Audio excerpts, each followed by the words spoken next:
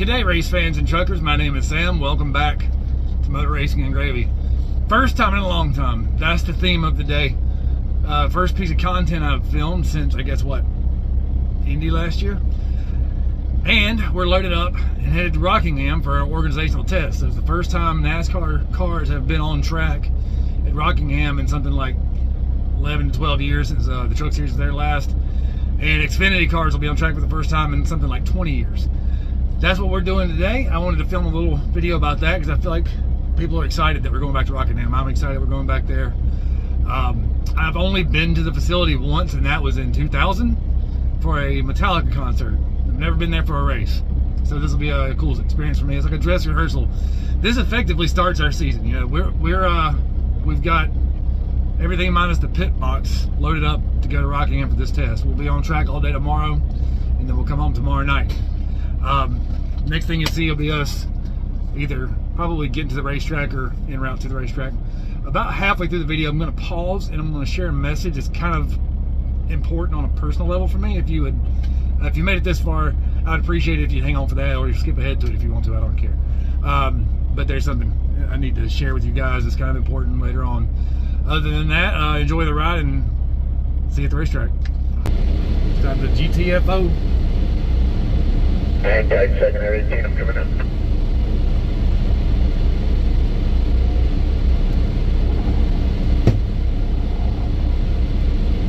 John, Fred called and said you need to stay an extra day. Ford needs more data. Yeah, Fred said you need to take all your equipment back off because you need to look at it.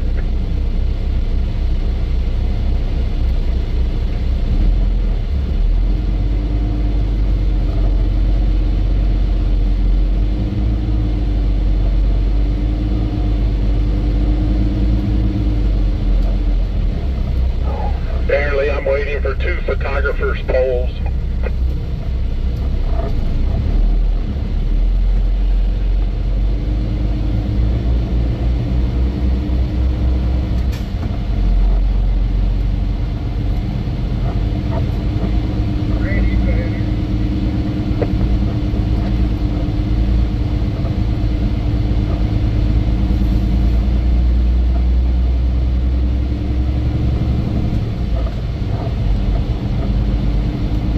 Sonny, want me to back up or go forward so you guys can get out?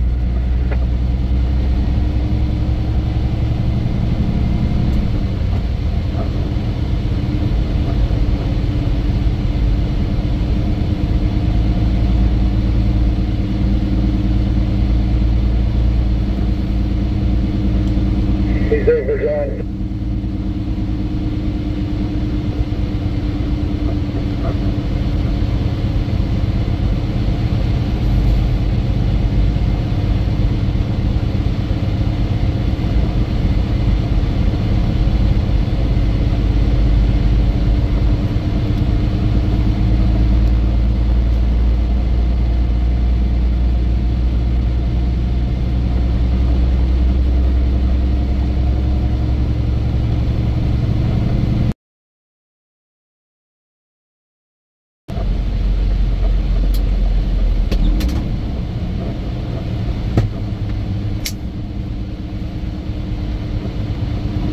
What are we doing here?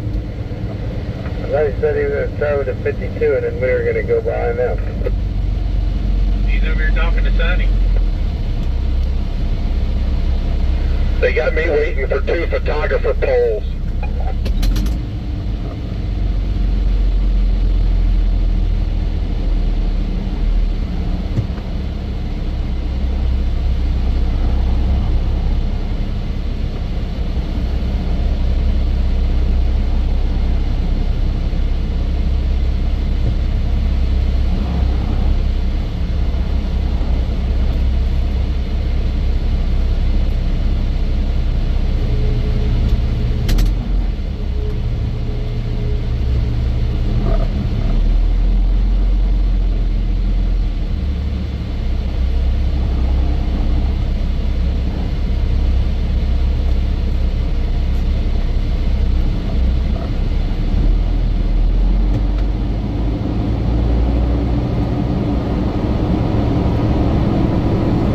Tell you what, it doesn't look like much much, I'm sure, on video, but getting out of here is almost as sketchy as Bristol. Tight turn, straight uphill.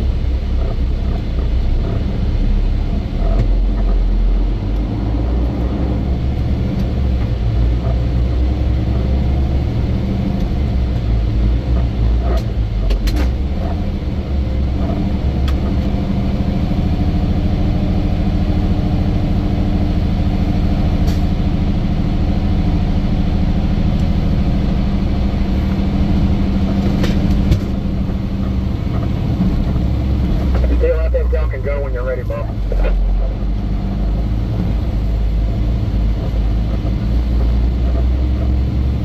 Wow. That was sketchy.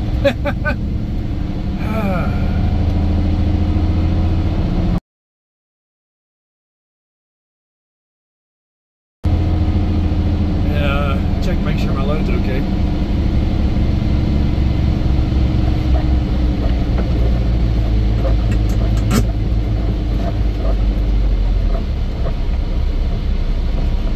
We can't carry it out the pickup truck.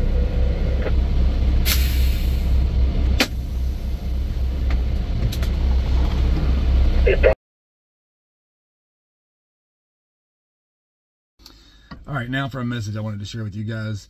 The picture you're seeing on your screen there, that is Sean and his 14-year-old son, Austin Coffin. For a little bit of background, Sean, I've known him for more than half my life. We met at a summer camp. We both worked at a summer camp back in 2004, I think. Anyhow, so he and I worked at a summer camp together. Then we ended up joining the Marines together. He is a veteran of Operation Iraqi Freedom. We worked at the same sheriff's department. If you don't know this, once upon a different lifetime, I was a police officer. I was a deputy sheriff in Lancaster County, South Carolina. Sean is still working there. He's a 20-year veteran of the sheriff's department, 20-plus year veteran of the sheriff's department. And he's been SWAT commander. He's been a shift supervisor. What I'm trying to say is Sean is like a man's man, except when we're talking about his family, he's a big old softy. I hope he doesn't mind me saying that. So, you know, there are kids with special needs, and then there's extreme special needs. Austin is one of those. I don't even know where to begin. I remember when he was born, they never saw this coming. The family didn't see this coming. When he was born, he was diagnosed with a condition known as X-linked myotubular myopathy. It is an extremely rare condition, and prognosis is not good. I don't even, there's so much to know about it, and I'm trying to squeeze it all in. Austin requires around-the-clock medical care. They have to have a nurse living with them in their house at all times. He has a trach, therefore he's nonverbal, so he's had to learn to communicate through sign language.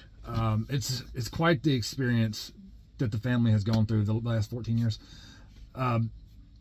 And they're not able to move Austin from point A to point B for doctor's appointments or whatever, what have you, without specialized equipment. They need they had a van, and it's on its last leg, and that van is outfitted with all the equipment, all the medical things, all the accessibility that Austin needs to be able to go from point A to point B. And because of that van's dying, they've missed appointments.